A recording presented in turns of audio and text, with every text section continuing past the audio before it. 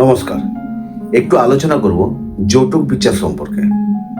কারণ এই যৌতুক বিচার নিয়ে আমি প্রচুর সমস্যা পেয়েছি এবং প্রচুর ছেলেমেয়েরা হতাশ হয়। বহু জাতক জাতিকারা বিবাহের পূর্বে আনন্দস্বরূপ এগিয়ে চলে, কিন্তু বিবাহের পর প্রচুর হতাশাগ্রস্ত হয় এবং তাদের আশা আকাঙ্ক্ষা সবই ভেঙে চুরমার হয়ে যায়।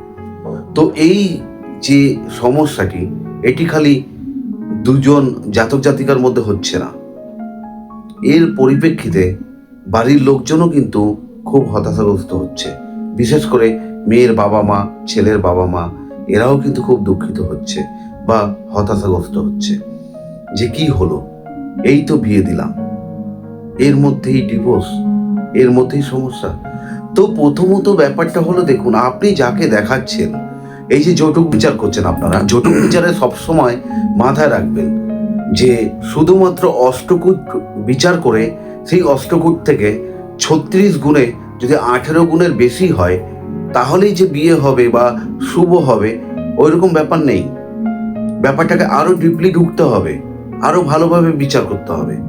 কারণ আমি দেখেছি এরকম 32 গুণ মিলেছে, 32 গুণ ডাইভোর্স হয়ে গেছে, 30 গুণ মিলেছে ডাইভোর্স হয়ে গেছে। তো ব্যাপারটা হলো, ফার্স্ট দেখতে হবে দুটো রাশিচক্রের মধ্যে মিল কতটা। সেই রাশিচক্র দুটোকে বিচার করতে হবে ভালোভাবে। বিচার করার পর তারপরে আপনি অষ্টকূট দেখুন সেখানে কি সমস্যা আছে, সেখানে কত গুণ মিলেছে। আমি 2015-তে একটি ক্লায়েন্ট দেখি, মারবাড়ি। সে প্রায় 20 থেকে 25 জন তাদের পণ্ডিতকে দেখিয়েছে।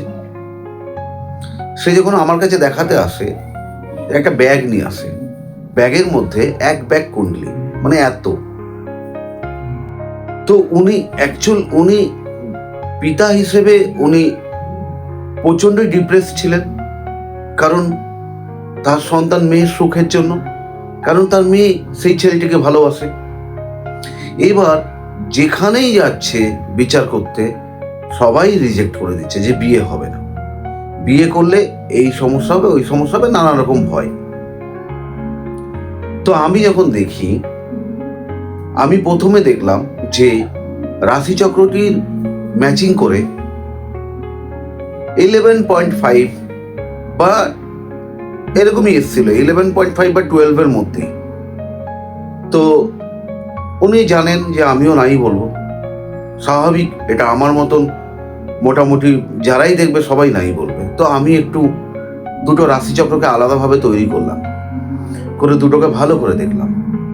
তো আমি ওনাকে দুটো কথা বললাম যে দেখুন, আপনি আপনার মেয়েকে যদি বিয়ে নাও দেন, আপনার মেয়ে কিন্তু প্রি প্ল্যান করে রেখেছে যে ওরা দুজন বাড়ির থেকে সম্মতি না দিলে ওরা দুজন পালিয়ে বিয়ে করবে। তখন আমাকে প্রশ্ন ছুড়ল মেয়ের পিতা, যে ছেলে তো কোনো চাকরি করে না, কিচ্ছু করে না, একটা হায়ার এডুকেশন নিয়ে পড়ছে, এসি আর না কি বলে, যাই হোক, আমার এখন খেয়াল নেই।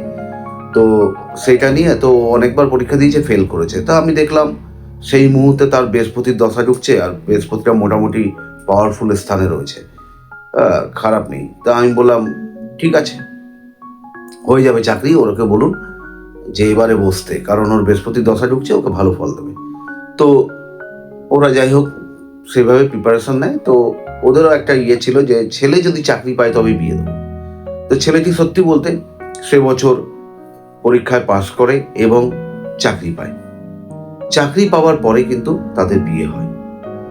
তো তাদের সাংসারিক লাইফ ভালো, এখনো তারা সুখে সংসার করছে, উভয়ের মধ্যে খুব আন্ডারস্ট্যান্ডিং ভালো। ছেলেটি মুম্বাইতে আছে, ভালো চাকরি করছে, বউকে নিয়ে খুশি আছে। তো ব্যাপারটা হলো, দেখুন, এখানে কিন্তু এই 11 গুণের ওপর যদি আমি দৃষ্টি দিতাম বা নির্ভর করতাম, তাহলে কিন্তু এই বিয়েটা কিন্তু অনেক সমস্যার মুখে পড়তো। কারণ আমি না বলে দিতাম, তখন পিতামাতা গিয়ে তাকে, মেয়েটিকে জোর জবরদস্তি করতো যে দেখো না বলেছে, এই বিয়ে হবে না। তো তার উপর অত্যাচার হতো, হয়তো সে পালিয়ে গিয়ে বিয়ে করতো, বা বাবা মার প্রেসারে অন্য কারোর সাথে বিয়ে করতো, কিন্তু সেখানে সুখী হতো না, সেখান থেকে আবার ডাইভোর্স করে আসতো, এসে এই ছেলেটার কাছেই হয়তো ফিরে যেত। তো যাই হোক, ঘটনা তো কিছু ঘটতো। তো প্রথমত ব্যাপার হলো সঠিক বিচার করতে হবে। যদি সঠিকভাবে বিচার করা যায়, শুধু নাম্বারের ওপর ভিত্তি না করে, তাহলে অনেক ক্ষেত্রে কিন্তু 9-10 পেলেও আপনি বিয়ে দিয়ে দেখুন, তারা কিন্তু সুখে থাকবে। তো বিবাহ বিচার যখন করাচ্ছেন, ভালোভাবে সঠিক জ্যোতিষীর পরামর্শ নিন। আর প্রত্যেকটি ছেলে মেয়েকে আমি বলবো, যারা আজকের দিনে বিবাহ বয়স সম্পন্ন হয়েছে বা বিবাহের বয়সের দিকে এগোচ্ছেন বা বিবাহ করবেন ভাবছেন, তাদের জন্য তোমরাও কিন্তু যারা প্রেম করছো, ভালোবাসছো, কোনো অসুবিধা নেই।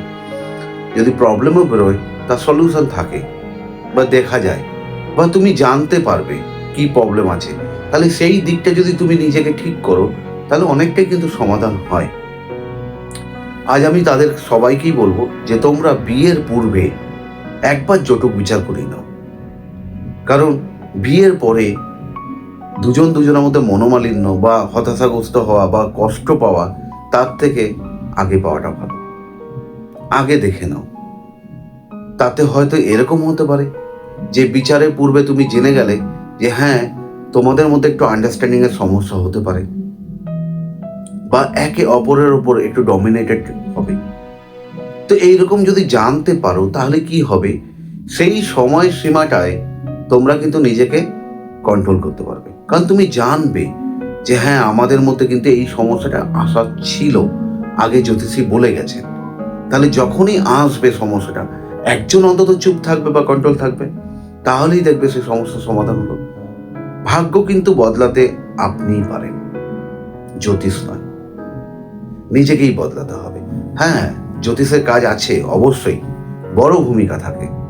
পথপ্রদর্শক, আমরা তো আপনাকে পথ দেখাবো, কখন ঝামেলা আসবে, কখন সমস্যা আসবে, কোন সময় কি করবেন, কখন কি করবেন না,